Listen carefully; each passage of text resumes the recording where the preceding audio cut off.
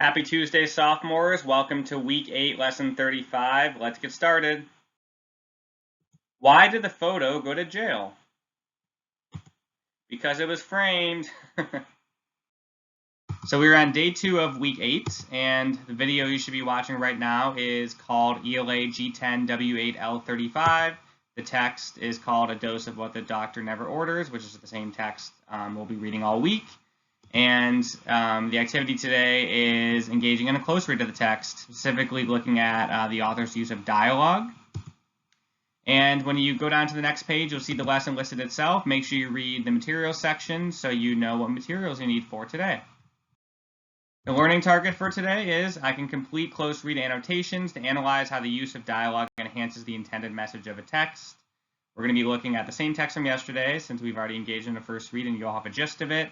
And our focus today is really going to be looking at dialogue and how the dialogue that happens in the text, mainly between the wealthy man and the poor man, and even the inner dialogue that the poor man has with himself, how all of that dialogue enhances the intended message of the text. Let's talk about the read, think, talk, write protocol for today. For the read section, you're going to reread the first 2 pages of the story and pay particular attention to the 2 paragraphs 3 and 9, which highlight the use of dialogue in the text. There's other paragraphs that also highlight dialogue, but these are the main 2 at the start of the story.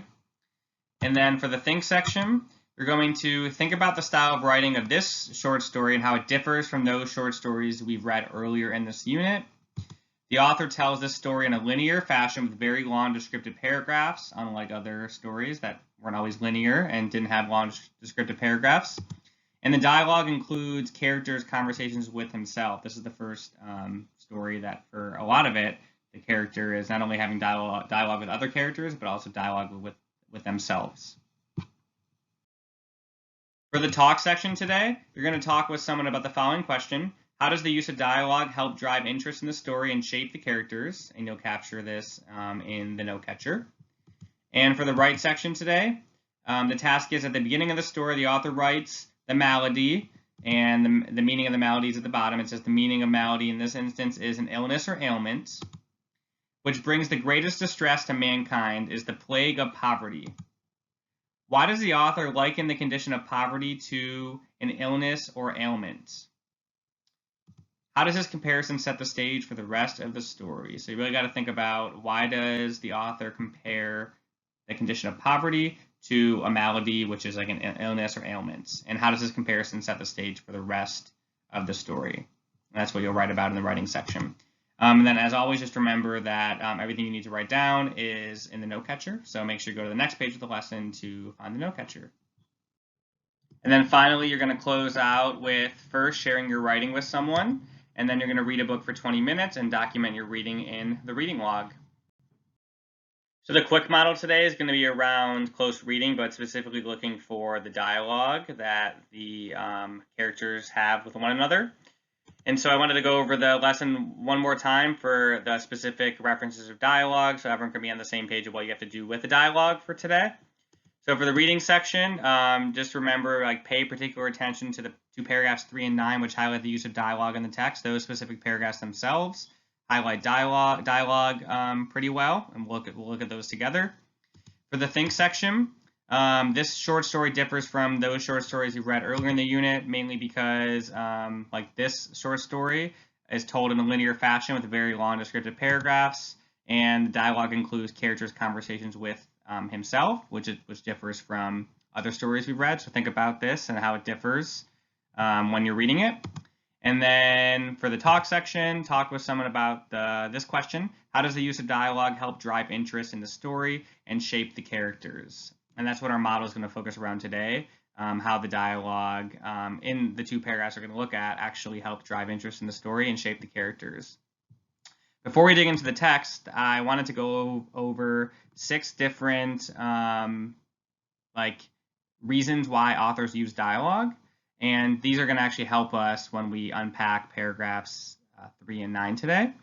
And I think they're pretty straightforward, and they really speak to at least the major reasons why an author would use dialogue in a text and a story. Some, there could be more reasons that aren't listed here, but these are just the main 6 that I want to talk about real quick. So first, an author uses dialogue to show what a character is feeling. They can oftentimes really show us what a character is feeling through their dialogue, either with another character or with themselves, and we'll see that today. To show what a character is thinking, when we talk out loud, our thoughts are revealed, and so sometimes a dialogue really can do a better job of revealing the thinking of a character than just us observing their actions. To show how the characters interact with each other, we can learn a lot about both characters and how they see each other, how they see themselves, based on how they're interacting with each other via dialogue. To keep the reader interested in a story, having conversations or having dialogue can keep the reader engaged because it makes them feel like they're there and they're sort of listening to a conversation. Whereas just telling a story with no dialogue could potentially you could run the risk of having the reader become disinterested. To make the story sound more exciting, this is connected to some of the previous ones, but really a story can be more exciting when you're more invested in the characters, and oftentimes the reader's more invested in the characters when you're hearing their conversations with one another or with themselves. And then to make the characters seem more real, as humans, we engage in dialogue all the time, and so authors oftentimes include dialogue in a story to make the characters seem more real, and so we can connect to them more. So those are the 6 reasons why authors use dialogue that we're going to go with today. There could be more, but these are the 6 we're going to use for today's close read. And the talk part of the lesson is listed at the bottom here, just to remind everyone that we're not only just identifying the dialogue, which we'll easily do. It's actually more than that. We're going to try to figure out how does this use of dialogue help drive interest in the story and shape the characters. And so what we'll do is we'll read paragraphs 3 and 9. We'll sort of identify I'll identify what I think was the main purpose as to why the authors use dialogue in those paragraphs based on these 6 reasons here. And then after that, I'll take a stab at my take on, at least after these 2 paragraphs, what I thought overall the dialogue did to drive the interest in the story and shape the characters. So let's get started with reading paragraphs 3 and 9. And if you need to read paragraphs 1 and 2 or 4 to 8, just to remind yourself what happened in this part of the story, you're going to have to do that eventually, but if you want to do that before you read this with me, that makes sense. So feel free to pause the video now and do that. If not, if you're ready just to dig in, let's get started. My dear fellow, the rich man replied, if you have lived till now without knowing such things, you have wasted precious years. In matters of health, the best time to take preventative measures is before you reach the wrong side of 40, and you have left this consultation until rather late. However, I observe certain factors which may yet pull you through. Your custom of wearing deerskin socks, for example, and bamboo clogs with thick leather soles. If that indicates your approach to life, we may even make a moderately rich man out of you. I have, it so happens, an excellent nostrum called the millionaire pill, and I shall give you the prescription. Paragraph 9. Grind the ingredients thoroughly, use common sense to get the proportions correct, mix carefully, swallow and inwardly digest twice daily, and there is no reason why you should not become a millionaire. However, during treatment, it is imperative to abstain from certain noxious things. So in these 2 paragraphs, this is the beginning of the story, obviously. This is, when the rich man and the poor man are talking. The rich man is analyzing the poor man and is noticing that he has sort of moderate spending habits because he has sort of cheaper looking clothes. And he believes there's hope for him, and he thinks that if he just takes this millionaire pill, or at least follows the prescription as best as he can, then he'll live a life of success and become a millionaire. And he tells him at the end, there are some things you should abstain from and avoid altogether. He lists out those things in the next couple of paragraphs, and then there's just a few more interactions together, and then the rest of the story, as you know, is really just the poor man going through life trying to take this advice and ultimately becoming successful and becoming a millionaire. So I identified some reasons why I thought the author used dialogue in these 2 paragraphs, and then when you read other paragraphs, you may think it's completely different reasons, but for these 2 paragraphs, here's what I think. So first, I think the author used dialogue to show what a character is thinking. I think we learn a lot about our rich person here and how they approach life and what they think that the role is in life by observing the dialogue that the rich fellow is having with the poor fellow. And so we learned a lot about his thoughts and how and what he thinks about what's important in life and how he approaches life as a whole. to show how the characters interact with each other. Like, this is the only interaction they really have. Again, there's a few more paragraphs later on, but then after that, the rich man is not present in the story anymore. So this is like a chance. The dialogue is a chance to show us how they interact with each other. Even though one is wealthy, one is poor, they're respectful of each other. Even though I would suggest maybe the rich man's a little bit condescending, but I think that this dialogue does show us how they interact with each other and how they view each other, because later on we read that the poor man was basically listening to every word that the rich man said and taking it like it was like the absolute truth, and so the dialogue clearly shows us that he is someone who is susceptible to potential manipulation, or he just really values the respect of people who are and the advice of people who are older in life and maybe have attained a little bit more wealth than him. So this really does show us how they interact with each other. To keep the reader interested in the story, like this is the start of the story, and we want, most authors like want to really start off with a bang to keep the reader hooked and interested, because sometimes people stop reading after the first couple paragraphs. So I think this was intentional to include dialogue at the start. The author could have spent some time really just like building the background knowledge first of like this poor man and what his life is like and why he needs money so much, but instead the first thing that happens is this dialogue. So I think that really hooks the reader in.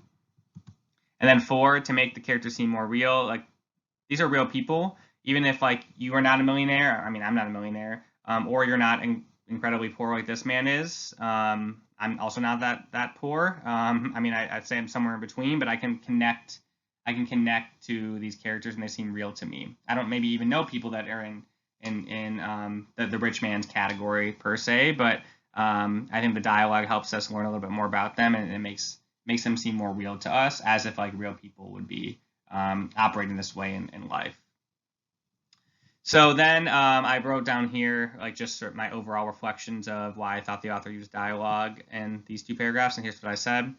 I said, so far, and it's so far because it could change, the dialogue helps us better understand the details of the interaction between the 2 characters and makes it all more realistic, believable. Also, the dialogue is helping us connect more with the characters and makes us want to keep reading to see how everything plays out.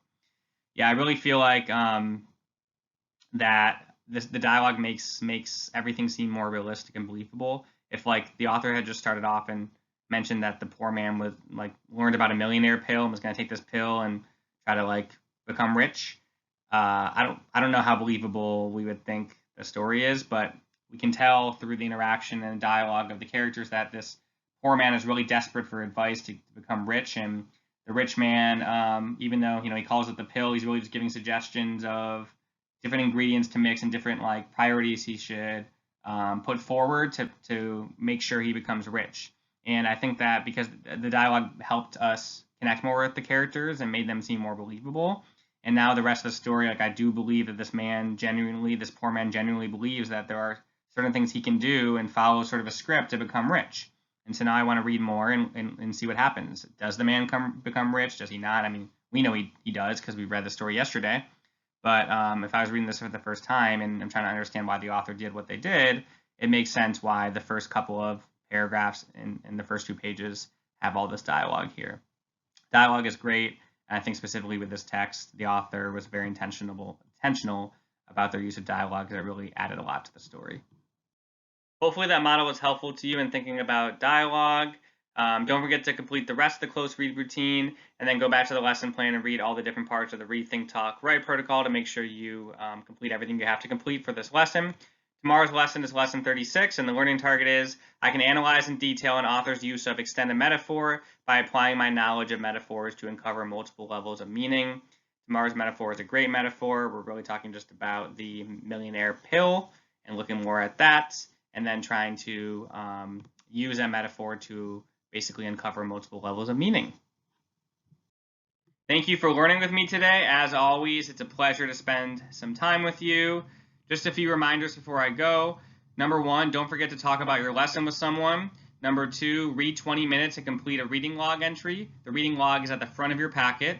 And number 3, practice reading fluency using the first or second page of your weekly reading. And again, directions to that are at the start of your packet, at the top of your packet too. Email your teacher for support if you need any help whatsoever. You should know their email address at this point, but if not, the format is listed here. It's firstname.lastname@detroitk12.org. Have a great rest of your day, and remember, keep learning.